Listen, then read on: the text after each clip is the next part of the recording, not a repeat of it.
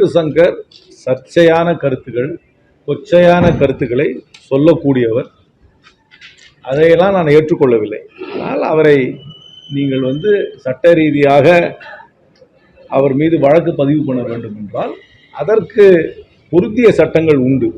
கூண்டாஸில் போடுவது பொருத்தமா இல்லையா என்ற கேள்வியை தான் நான் எழுப்பியிருக்கிறேன். அவர் என்னை பற்றியே நிறைய விமர்சனம் பண்ணியிருக்காரு.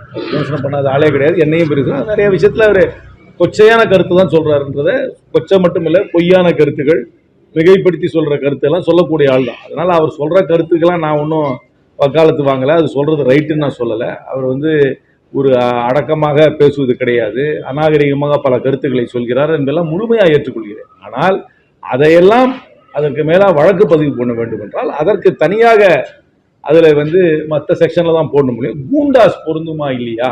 கூண்டாஸ் இப்பொழுதுதான் போட்டு உயர்நீதிமன்றமே இல்லைன்னு சொன்னோடனே உடனடியாக இன்னொரு கூண்டாஸ் போட்டால் நீதிமன்றம் இதை ஏற்றுக்கொள்ளும் என்று எனக்கு நம்பிக்கை. திருமாவளவன் பேசியிருக்காரு, தமிழ்நாட்டில் ஒரு தலித்து முதலமைச்சராக இருக்கிற வாய்ப்புகளே இல்லைன்னு சொல்லியிருக்காரு. அவர் திமுக கூட்டணியில் தான் இருக்காரு. திமுக இருந்தாலும் திமுக ஒரு அரசு தான், ஆனால் மாநில அரசுங்கிறது தலித்த முதலமைச்சராக அனுமதிக்கிறதே இல்லை, அதுக்கான வாய்ப்பு இல்லைன்னு சொல்றாரு. கட்சியை மட்டும் குறிப்பிடுகிறாரா, சமுதாயத்தை குறிப்பிட்டு சொல்லியிருக்கிறார்? அரசாங்கத்தை சொல்லல, சமுதாயத்தை தான் குறிப்பிடுகிறார். இதனால நான் ஏற்றுக்கொள்கிறேன். பல மாநிலங்களிலே பல கட்சிகளிலே தலித் தலைமையை ஏற்றுக்கொள்வதில் தயக்கம் காட்டுகிறார்கள். நான் இதை கண்கூடாவே பார்த்துருக்கிறேன். எனக்கு நன்றாவே தெரியும், அனுபவ ரீதியாகவும் எனக்கு தெரியும். பல மாநிலங்களில் தலித்தை முதலமைச்சர் என்று அறிவித்தால் அதில் சமுதாயத்தில் இன்னும் அந்த ஏற்றுக்கொள்ளும் அளவுக்கு இன்னும் முன்னேற்றம் வரவில்லை என்று அவர் சொல்லும் கருத்தை நான் ஏற்றுக்கொள்கிறேன். அதோடைய தனிப்பட்ட அவருடைய வர்த்தக விவகாரத்தில் தான் அவர் ஏதோ அது தேர்தலுக்கு முன்பாகவே அந்த செய்தியெல்லாம் கசிஞ்சுது. அதனால அந்த நிறுவனத்தில் நடந்த குளறுபடியால் அவருடைய தனிப்பட்ட வர்த்தகத்தால் அதால அவருக்கு கைது ஆயிருக்கு. இதுக்கும் அரசியலுக்கும் எந்த சம்பந்தம்? அந்த விஷயத்துல அப்படியே கடந்து போயிட முடியுமா? திரும்ப ஒரு ஆதங்கத்தோடு சொல்றாரு, ஒரு தலித்த முதலமைச்சர் ஆகணும்னு சொல்றாரு. காமராஜர் காலகட்டத்துல தக்கன் ஒரு முதலமைச்சர் ஆகலாம், அப்போ கூட தக்கன் அமைச்சராக இருந்தார். அதுக்கு பின்னாடி ஒரு முக்கியமான அமைச்சராக கூட தலித் வரணும்னு கூட சொல்றாங்க. தலித் முக்கியமான அமைச்சராக வரலன்றது நீங்க ஆட்சி செய்கின்ற அரசியல் கட்சிகளை தான் நீங்க கேட்கணும். ஆனால் ஒரு முதலமைச்சராக வரவில்லை என்பது ஒரு சோசியலாஜிக்கல் பாயிண்ட். சமுதாய ரீதியாக ஒரு தலித்தை முதலமைச்சராக ஏற்றுக்கொள்ளும் அளவுக்கு என்னை பொறுத்தவரைக்கும் பல மாநிலங்களில் இன்னும் சூழல் வரவில்லை என்று அவர் சொல்லும் கருத்தை நான் ஏற்றுக்கொள்கிறேன். பல மாநிலங்களும் தமிழ்நாடு ஒப்பிட முடியாது. நம்ம திராவிட மண்ணு சமூக நீதி பேசுறோம், ஒப்பிட முடியாது. அது என்னவா இருந்தாலும் இங்கேயும் அந்த சூழல், இன்னும் அந்த சமுதாய சூழல் வரவில்லை என்று அவர் சொல்லும் கருத்தை நான் ஏற்றுக்கொள்கிறேன். சுதந்திர தினத்துக்கு பல்வேறு இடங்களை தமிழ் தடை செய்யறாங்க இல்லையே. சுப்ரீம் ஹைகோர்ட்ல ஆர்டர் கொடுத்துட்டாங்களே, இப்போ நடத்தலான்னு ஆர்டர் கொடுத்துட்டாங்களே, யார் வேண்டுமானாலும் நடத்தலாம், அந்த தேசிய கொடியை மதித்து நடத்த வேண்டும் என்று இப்பொழுதுதான் 2 மணி நேரத்துக்கு முன்னாடி தான் ஹைகோர்ட்ல ஆர்டர் வந்திருக்கு. அதன் மூலமாக காங்கிரஸ் கட்சியை நடத்த வேண்டும் என்று நாங்கள் விரும்பினோம், பர்மிஷன் கேட்டிருக்கோம், அது நாங்களும் நடத்துவோம்னு இதில் முக்கிய பிரமுகர்லாம் கிடையாது. தெளிவாக தெரிஞ்சுங்க, திரு ஆம்ஸ்ட்ராங்கோட கொலைக்கும் அரசியல் பின்னணியால் அந்த கொலை நடந்தது என்று நான் சொல்ல மாட்டேன். அது அவர்களுக்குள்ளே இல்லை முன்விரோதமா இல்லை வர்த்தக ரீதியாக வந்த ஒரு ஒரு கருத்து வேறுபாடால் அந்த கொலை நடந்திருக்கலாமே தவிர அரசியல் காரணத்துக்காக. அவர் ஒரு அரசியல் கட்சியோட பிரதிநிதி என்று முழுமையாக ஏற்றுக்கொள்கிறேன். அவர் அந்த அரசியல் கட்சியிலே ஒரு அரசியல் சித்தாந்தத்தை முன்வைப்பதால் அந்த கொலை நடந்ததாக நான் என்றைக்கும் சொன்னது கிடையாது, அதுவும் உண்மையும் கிடையாது. முன்விரோதமாக இருந்திருக்கலாம், இல்லாட்டி ஏதாவது ஒரு வர்த்தக ரீதியான ஏதாவது அவர்களுக்குள்ளே இருந்து கருத்து வேறுபாடு இருந்திருக்கும். ஒன்று தெளிவாக தெரிஞ்சுங்க, அரசியல்வாதிகள் யாரும் ரவுடியா மாறல. காலங்காலமாக அரசியல் கட்சியில் இருப்பவர்கள் யாரும் ரவுடியாக மாறவில்லை.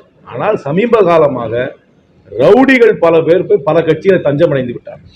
அந்த அடிப்படையில தான் நீங்க பல கட்சியில் இருக்கவங்களே கைது செய்யப்படுகிறார்களே. வாடிக்கையாக காலங்காலமாக அரசியல் செய்பவர்கள், கட்சியிலே பதவிக்கு வருபவர்கள், மேடையில ஏறி பேசுபவர்கள் யாருமே ரவுடியானாலும் ஆனதில்லை. ஆனால் இப்பொழுது நீங்க பார்த்தீர்கள் என்றால் பல கட்சிகளிலே அவர்களுக்கு ஒரு ப்ரொடெக்ஷனுக்காக கொஞ்சம் ரவுடி எலிமெண்ட்ஸ் போய் சேர்றாங்கிறது யதார்த்த உண்மை. குறிப்பாக பாஜகவில் முதலமைச்சர் அவர்களே ஒரு பட்டியலை இட்டார். 260 பேர் ரவுடி லிஸ்ட்ல இருக்கிறவங்க 260 பேர் பாஜக சேர்ந்துருக்காங்க. அவங்க சேர்றதெல்லாம் பொலிட்டிக்கல் ப்ரொடெக்ஷனுக்காக போய் சேர்றது. அதனால அதனால இது வந்து ஒரு பார்ட்டிக்கு பெரிய ப்ராப்ளமா இருக்கலாம் பாஜக. அதே மாதிரி எல்லா கட்சியிலும் இந்த மாதிரி பேக்ரவுண்ட் இருக்கவங்க சேர்ந்திருக்காங்க. அதனால இதை வந்து அந்த அரசியல் கட்சிக்கு அவர்களுடைய நடத்தையை வந்து அரசியல் கட்சி மீது அந்த சாயத்தை பூசுவதை ஏற்றுக்கொள்ள முடியாது. இந்த கட்சி நிர்வாகி ஜெயக்குமார் ஒரு அடுத்த ஸ்டெப்பு கூட வர வைக்க வந்து சிபிஐ என்கொயரி கூட நம்ம காங்கிரஸ் கட்சி அந்த அது கொலையா தற்கொலையா என்று ஃபர்ஸ்ட் வந்து முடிவு பண்ணணும். முடிவு பண்ண அப்புறம் காவல்துறை நிச்சயமாக விரைவில் வந்து அதில் வந்து அவர்கள் கொலையாக இருந்தால் அதற்கு யார் காரணம் என்று கண்டுபிடிக்கணும். தற்கொலையாக இருந்தால் யாராவது தூண்டினாங்களா, யாருடைய கொடுத்த மன அழுத்தத்தால் நடந்ததான்றது கண்டுபிடிக்கணும். இது இன்ன வரைக்கும் கண்டுபிடிக்காத வருத்தம் அளிக்கிறது. நான் கண்டிப்பாக கட்சி தலைமையிடம், மாநில கட்சி தலைமையிடம் இதை எடுத்து சொல்ல போகிறேன். இதற்காக அடுத்த நடவடிக்கையாக மாநில தலைமை ஒரு அறிக்கையை வெளியிடும் என்று நம்புகிறேன்.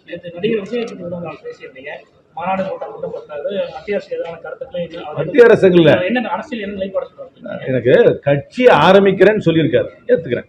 ஆனா அவரோட நிலைப்பாடு என்ன? சப்போஸ் ஹிண்டன்பர்க் ரிப்போர்ட்டை பத்தி அவரோட நிலைப்பாடு என்ன? ஹிண்டன்பர்க் ரிப்போர்ட்னால செபி தலைவர் ராஜினாமா செய்யணுமா வேண்டாமா? ஹிண்டன்பர்க் ரிப்போர்ட்டை அவர் ஏற்றுக்கொள்கிறாரா இல்லையா? அதானி குழுமத்தை பற்றி அவருடைய கருத்து என்ன? ஜிஎஸ்டியை பற்றி அவருடைய கருத்து என்ன? காவிரியை பற்றி அவருடைய கருத்து, நீட்டை பத்தி ஏதோ ஒன்று சொல்லியிருக்காரு. நீட்டை தவிர வேற என்ன கருத்து? அக்னிவீர் திட்டத்தை பத்தி அவருடைய கருத்து என்ன? இதனால ஒரு விஷயத்தை பத்தி அவர் கருத்து சொல்ல, என்கவுண்டரை பற்றி அவருடைய கருத்து என்ன?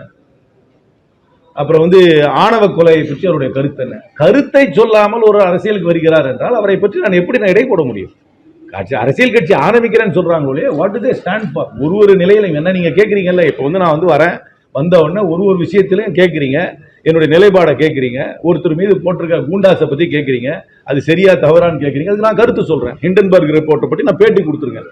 நான் வந்து அக்னிவீரை பற்றி நாங்கள் எங்களுடைய கருத்தை சொல்கிறோம். அதனால் கருத்தை சொல்ல வேண்டும். அவருக்கு அரசியல் கட்சியை ஆரம்பிப்பது அவருடைய உரிமை. ஆனால் அவருடைய பொது விஷயங்களை பற்றியும் தன்னுடைய கருத்தை சொல்ல வேண்டும். அது அவருடைய கட்சியோட நிலைப்பாடை விளக்க வேண்டும். அதுக்கப்புறம் தான் அந்த கட்சியை வந்து ஏற்றுக்கொள்ளக்கூடிய கட்சியா நம்ம வந்து அதை வந்து அது நிலைத்து நிற்குமான்னு கருத்து சொல்லணும்.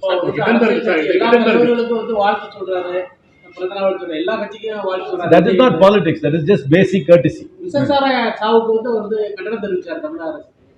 ரைட்டுங்க. அப்புறம் ஹிண்டன்பர்க் பத்தி சொல்லலாமே. இன்னைக்கு ஹிண்டன்பர்க் நடந்திருக்கு. ஹிண்டன்பர்க் அறிக்கையை வந்து அது அவருடைய கருத்து என்ன? செபி தலைவர் வந்து ராஜினாமா செய்ய வேண்டுமா, இல்லை இதை வந்து மற்ற கட்சிகள் பாஜக சொல்லும் கருத்தோடு ஒத்து போகிறாரா? பாஜக வந்து ஹிண்டன்பர்க் ரிப்போர்ட் வந்து காங்கிரஸ் கட்சியோட சதி அப்படின்னு சொல்றாங்க. நாங்க வந்து இது தனியார் ஒரு நிறுவனம் வந்து கொடுத்துருக்க அறிக்கைன்னு சொல்றோம். அது விஜயோட கருத்து என்ன? அக்னிவீர் திட்டத்தை பத்தி விஜயோட கருத்து என்ன? ஜிஎஸ்டி பற்றி அவருடைய கருத்து என்ன? இன்சூரன்ஸ் பாலிசி 18% ஜிஎஸ்டி போடுறாங்க, அதோட அவருடைய கருத்து என்ன? அதுல இப்ப வந்து இண்டெக்ஸேஷனை எடுத்திருக்காங்க, இப்ப ரோல் பேக் கொடுத்துருக்காங்க, கிராண்ட் ஃபாதரிங் கிளாஸ் கொடுத்துருக்காங்க. பட்ஜெட்ல சொத்தை வித்தீங்கன்னா இண்டெக்ஸேஷன் கிடையாது, நீங்க வந்து முழுமையாக 12% தான் வரி கட்டணும்னு சொல்லியிருக்காங்க. அதை பத்தி விஜயோட கருத்து என்ன? இந்த பட்ஜெட்டை பத்தி அவருடைய கருத்து என்ன? இப்ப பங்களாதேஷ்ல நடக்கிற ஆட்சி மாற்றத்தை பற்றி அவரோட கருத்து என்ன? கருத்தை சொல்ல வேண்டும். கருத்தை சொல்லாம என்னை வாழ்த்து தெரிவிச்சேன், உங்களுக்கு பிறந்த நாள் வாழ்த்து தெரிவிச்சேன், சுதந்திர தின வாழ்த்து தெரிவிச்சேன்னா that is not political stand. That is just basic courtesy.